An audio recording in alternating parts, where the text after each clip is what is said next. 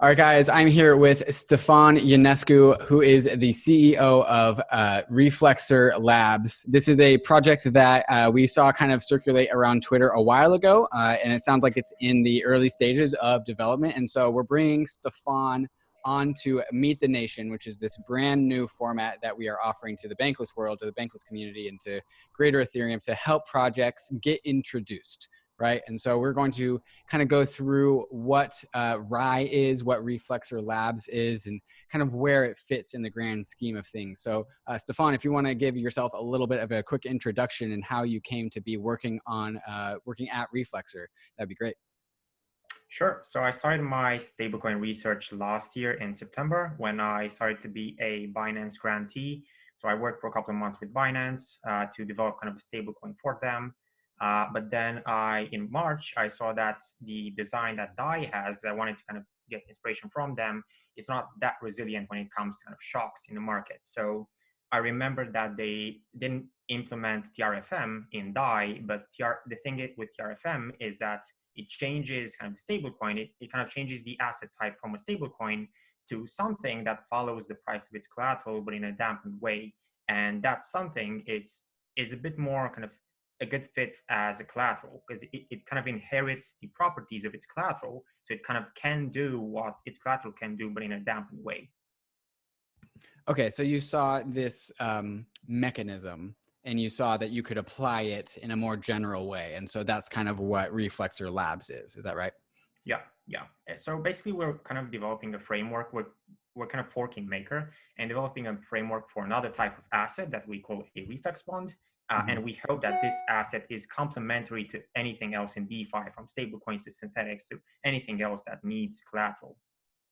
Okay, so if I can understand this correctly, the way that RAI works, and RAI is a generalized architecture that works for any asset, but it produces a new asset based off of the original asset that moves in the same direction in price as the old asset, but it moves less. It just is the same but less for any asset. Is that right? Not really less. So we're not really removing volatility. We're kind of just lengthening the duration of the price move. So we're mirroring the exact price move, but it's kind of over a longer period of time. If the price move in Ether is sustained, going kind of 50% up or down for a couple of months, then the bond will also go 50% up or down. But if it only goes kind of for 1 second, 1 minute, 1 hour, it will probably won't move much.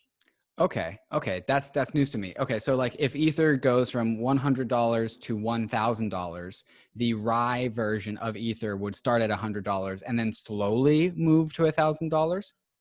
Yeah, so we won't really start at a high value. So we'll probably start with RAI at, I don't know, $5, $2, something like that.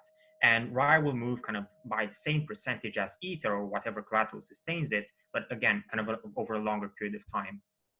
Okay, cool. So the cool things about this are that it's generalizable for any asset, and it offers a different volatility profile for any asset, right? And so it allows people to retain exposure to the asset of their choice, but perhaps allows them to use their asset of their choice in a different way than what the actual true pure asset would have been.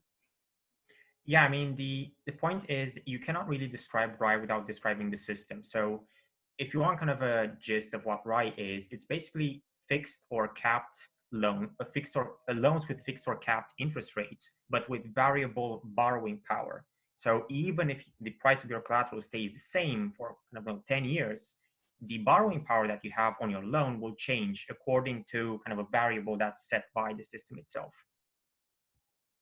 Okay, you're going to have to unpack that a little bit more.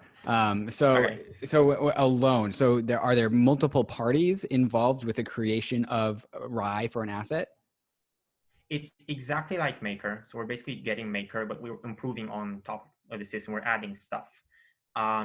We still have stability fees, so you still pay a per second fee for your CDP.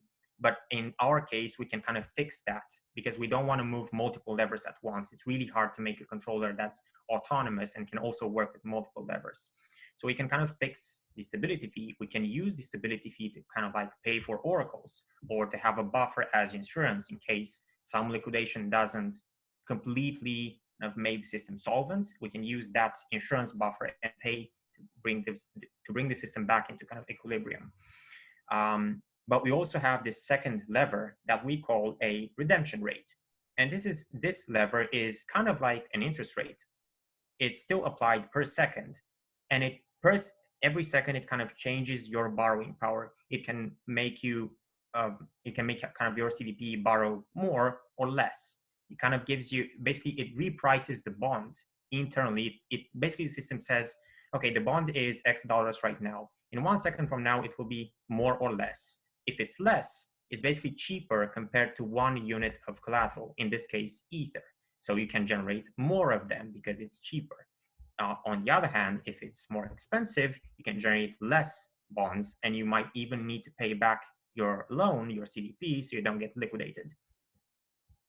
Okay, so let's go through the process of, is it minting RAI that is the right word? Because that's how it's in Maker, you right? can use the exact kind of terminology as Maker. Okay. Apart from vaults, I prefer CDPs. Okay, I also kind of prefer CDPs in a way. Okay, so let's take Ether as the example, because why not? It seems like the right place to start. So you deposit Ether into a Reflexer CDP. Is that what we're calling it, Reflexer CDP? It's kind of, the framework is kind of, we prefer generalized Ethereum bonds, so it's kind of JEB. Okay, Jeb, you deposit Ether, and then you have collateral inside of a system, and then you can mint RAI. And RAI it's not a stable coin. It's not pegged to a dollar. Is it self-referential, as in it discovers its price from Ether itself? It's not, it discovers its price in relation to itself, actually, because when we start the system, we say, okay, you are $5. And from there, according to market forces, if the system needs to compel users to generate less bonds, it will reprice up. And if it needs to compel users to generate more bonds, it will reprice down. So it makes it cheaper compared to ETH. Okay. And when you say it reprices it, we're talking about repricing the RAI, the asset that is the synthetic asset that is produced. Is it a synthetic asset? Is that right? You could say so. Okay. Yeah, it's kind of it's a synthetic that mirrors its collateral. Okay. So we've deposited 1 ETH, and ETH is $1,000, and we then mint new RAI, and RAI is priced at some lesser amount, like $100 or something. Yeah. And then let's say, for example, Ether goes sharply from $1,000 to $700. It loses 30%. What are the mechanisms involved that contribute to the repricing of the RAI that I've minted, which I still own because I haven't sent them away? I have both my ETH in the CDP, in the CDP. Yeah. I still have my ETH in the CDP. I have the RAI that's based off of ETH that I've minted in my wallet. Ether started at $1,000 and just dropped to $300. What happens in the background to RAI, and how does RAI discover its new price? So this case is very similar to Black Thursday. In this case, people initially, at least, would rush to get RAI to pay back their CDPs because they don't want to get liquidated. Also, on the other hand, you have the keepers, the scripts that protect the system and kind of liquidate CDPs. They will want liquidity to participate in auctions and basically buy the stressed collateral from the system. So initially, RAI might actually go up in value, exactly like DAI did a couple of months ago. But then the system will, given that the market price will go above what the target that we want, the system will try to compel users to generate more bonds by repricing down. So repricing what? RAI. Okay. Down. Okay. Initially, so inside the system, it will say, okay, every second you'll get cheaper and cheaper compared to 1 unit of collateral. Okay. And then so as RAI, So there's 2 prices. There is the actual price of RAI on the secondary market, and then there's also the price that the system targets, and those are different, right? Yeah. And so how do the market those? Price is the actual price. The target price, we call it the redemption price, because it's kind of the price at which you redeem your collateral from a CDP. Okay. And so if the system works over time, the market price will always target the target price. Yeah, yeah, Right. Okay. exactly. So let's go through that one more time.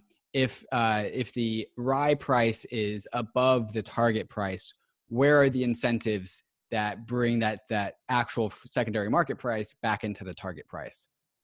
The incentive is that basically I can allow you to generate more of these bonds because they are cheaper inside the system. So basically you'll say, okay, now I can lever even more. So, and over time, you'll be able to lever more and more so that I can say, okay, why not do it? That's the idea. And on the other hand, if you reprice up, and if you reprice up, the RAI will get more expensive compared to ETH, your C ratio will start to go down. And at some point it might go down so much that you might be close to liquidation. So you can say, okay, maybe I can I can get more leverage, get less leverage, sorry, and kind of close my position and kind of get that RAI from the market, repay my loan, and this way kind of there will be less RAI on market. Okay, so the incentive, if I'm hearing this correctly, the incentive is baked into the cost of capital. And so if RAI is priced too high, there will be less cost of capital to mint new ones to add to the market. And then the reverse is true to get it pulled off of the secondary market. Yeah. Okay. So, I mean, I think this is a very brief question, but like this isn't just for Ether. This is for anything. Can you kind of talk about or comment on how this will work for any asset? It's very easy to do it when you have only one asset because you can say, oh, you can kind of make the link. Okay, this is Ether, this is RAI. So RAI is basically Ether, but just less volatile Ether. You can also have a basket that kind of backs RAI. And at that point, you will basically get you'll kind of dampen the average of the volatility in the basket according to how the basket is composed. Okay, so there's one RAI rather than one RAI per asset, right? So I guess this model is generalizable, but the way that you guys are trying to actually build it, there's only going to be one RAI, right?